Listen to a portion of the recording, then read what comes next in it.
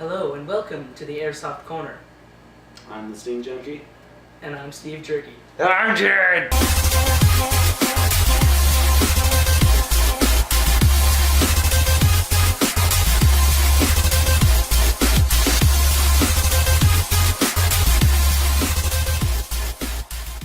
Today we have a very special guest, Jared Mooney. Hello. Here to present a new purchase that he's made, a very nice KWA pistol. Can you show us that? This is the KWA M226 PTP. Professional training pistol. That's hot. It's very hot. I like that beautiful. sound. Clickety clickety. It's even got a laser. Wow. Hey. Tell us about its Watch operation. our how. You pull the slide back. When there's a mag in it, usually, you pull the slide back and then you hit the little button right here. Slide goes forward and you're ready to go. Is it green gas or CO2? And spring gas. Green gas? Okay, No, cool. spring. Spring? Yeah, I just buy KWA spring pistols because you know they make them. They don't. Exactly. They made a special one for our special guest. Yay. We're also here to talk a big part of the show about different types of magazines. First magazine we're going to present, can you grab one of those down there, Steve? One of the high caps? Just either of those high caps. He's struggling. Struggling around, there you go. Struggles really This is a high cap magazine. It's a very generic high cap magazine. It doesn't fit to an M4, sadly enough. I just have a bunch of these, a large surplus. I could actually tell you what this is for. MG43. Or a saw. Or a saw for people that aren't. MG40 Bravo. No, it would only work with a saw. Oh yeah, okay, I believe. Then MG43 is like a variation of the saw. Okay, yeah. So The saw is just like the base gun that everyone knows. yeah, so this is a demonstration for a high cap mag, and this is a winding high cap, which is the main point. The main one that everyone uses is a winding high cap magazine. But Jared here has a different type, and shows that. This is my favorite mag out of all of my mags, kid. If you already know this, but don't say anything. But you just pull the string, and you only have to do that like twice, and then your tube's completely full, rather than sitting there winding for a half hour, trying to get half a tube, and then it won't feed right. And, but anyways, I haven't had a problem with this mag. I've actually, during an airsoft war, I tripped and my mag landed right on a rock and bent this out, and usually something that'll either kill the mag or kill the gun, and both the mag and the gun are fine. So those are great mags. So there's that, the zipper mag, and then there's mid-cap mags. Mid-caps are, me and Steve here both prefer a mid-cap mag, but that's only because we like the realism of changing a mag and also the efficiency of not having to change a mag. Well, and you don't have to wind it, so that's a big Don't plus. have to wind it, don't have to zip it. Usually I go with mid caps, but the one that I do have, I didn't buy. It was kind of a gift, but yeah. Either way, I'm still very pleased with it. Yeah, and also most airsoft fields will allow you to bring either one high cap mag or two high caps, or an infinite number of mid caps but no high cap magazines, and that's what our Ace airsoft field out here allows, and we like that rule. I mean, mid caps, I used to think of mid cap, oh, I'd be burning down real quick, but I found that I can actually make a mid cap last pretty long while getting a decent number of outs and really keeping the game going, and I really enjoy those. Steve, any words? Speed loaders. Oh, speed loaders, yeah. Speed loaders are great for getting your mags full. Usually used for mid caps and low caps. Doesn't really work on a high cap, obviously, but You know what it does? It makes it to where the loading of your magazine is speedy. wow, I would have never guessed that. By the name speed loader, I thought sorry. they had no connection. I'm sorry. Okay, John will be back in a bit. Okay, so we're back. John's a little upset, so I'm gonna keep going on this. It's a speed loader. Fill it up with BBs, and you close it and just pump them into the mag really fast. Usually 1/2 of these fills a mid cap, like half of one of these fills a low cap, and you can carry a couple of them on the field. Just get some extra ammo in your mags when you need it. I usually only carry one, and the great thing about this one is a lot of these smaller ones will usually fit into a pistol mag pouch, which like me with the kangaroo pouches, I can put them on the front of that, and an extra battery in the other one, which is a good thing. Another topic on mags, mag pouch, and also dump pouches, and Jared here has brought a dump pouch today. Well, first let me say something on this. Okay. Usually, the reason that they fit so well is because they're Modeled after. exactly. That's why they fit so well, John. Sorry. It's not like specially made to somehow barely fit into a pistol mag. Accidentally made a mag that fit. Yeah, exactly. These are great. This is a dump pouch. It's a lot easier than trying to just cram your mag back in your vest or. I mean, you get something. used to it. Yeah, you get used Except to you it. look like an idiot. You're like, But it just takes a long time. that's what I do. It just takes a long time. It's enough time for you to be able to get out. Usually I just drop them on the ground. Yeah, These are which big my cats. problem with that is where I've played, it's like you move from one position to another and it's like so wide open that Leaving a mag behind is not Usually when I don't Yeah, have exactly. enough time to change the mag properly, I'm in a place where I'm pinned down, so I just need to drop them and go, and I'm gonna probably die there anyways. So. We had a player, Umbrella, at Oh, Ace yeah. Airsoft playing with a hell of a lot of RPS on that gun. He was dropping mid caps all over one table. Yeah. A crate was filled with the top of them. After he got out, he left me 30 mid cap mags to Just just left them on the use table. as I please. We're throwing them across the field. It's like, yeah. But yeah, this makes it a lot easier than trying to cram your magazine back into your vest. And also you could like throw empty water bottles or whatever in there. Yeah, which Yeah. is what a lot of people do. Or just keep water bottles in it. Yeah, It's just a they'll pouch. have like one or two of these, and Honestly, it's for anything. And you need Yeah. very And also, I see that it kind of Exactly. closes itself chem in here. lights, dead rags. yeah, you can Things like you can tighten it in there to make sure your mags don't bounce out because they go in but they won't come back out. And also, if I can roll it the right way.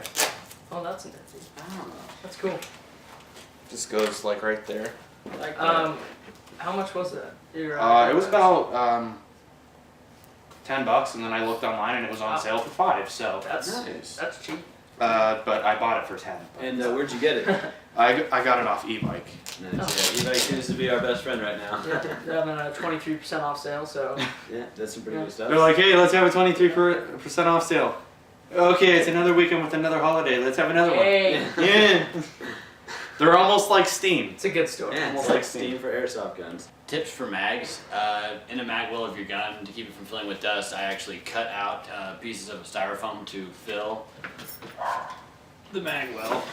And I often have this in here when I'm not using the gun or just moving it around, and I actually really like it because I found that it keeps a lot of dirt out in situations where I find dirt and small cracks and around my gun, and I'd much prefer that not to get inside the piston or the hop-up. Ammunition.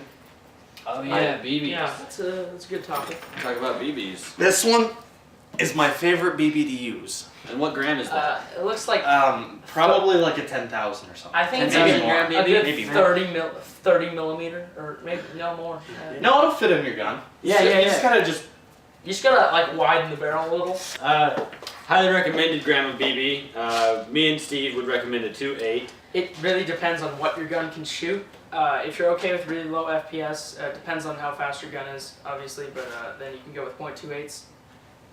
We were shooting at around 350, 340 with the 2.8s on guns that would shoot 400 to 395 with .2s.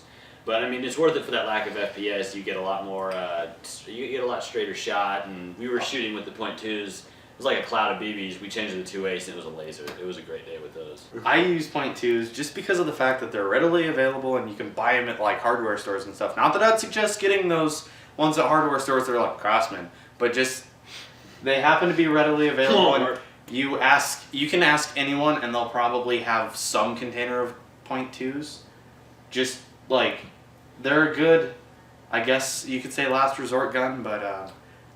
Well, New tip, don't load 2 different size grams of BBs, because a heavier BB will be caught up by a lighter BB, and then they will collide in the barrel, either break or get stuck, and then the next BB you shoot will break them and damage your barrel, and then you'll have to clean that out and ruin it for that game. I wouldn't recommend .12s for by Jared. I wouldn't recommend .12s for pretty much anything. Honestly, they're gonna break whenever they hit. I wouldn't like, even use skin. it for a spring pistol. No. Yeah, That's like the only place even- you can get them. You can't buy a bucket of .12, Honestly, so you buy okay, a small pistol and you if can you're load. doing QCB, then indoors QCB type thing, .2s are great. They're cheaper, and also there's no wind indoors, so you can use those. They're gonna go faster. Just don't use .12s. They'll shatter when they hit people's skin. Yeah. What you got here, Jared? So, how I was saying that they're a good last resort ammunition, and most people don't have a lot. That's all I use, and I have a full ammo can of .20. So. I have a thing of 10,000 .12s that I have no idea what to do. You can eat them. Oh, and then I have 25s. Yeah, you can eat .12s. Very nutritious. Safe. Very safe. No, it's not safe. Highly recommended. You die. Don't. No. You can eat like 1 or 2, but The children are watching, Steven. you gotta make a good influence. Well, John and I happen to have the same gun. Exactly same. And, Might as well cool it.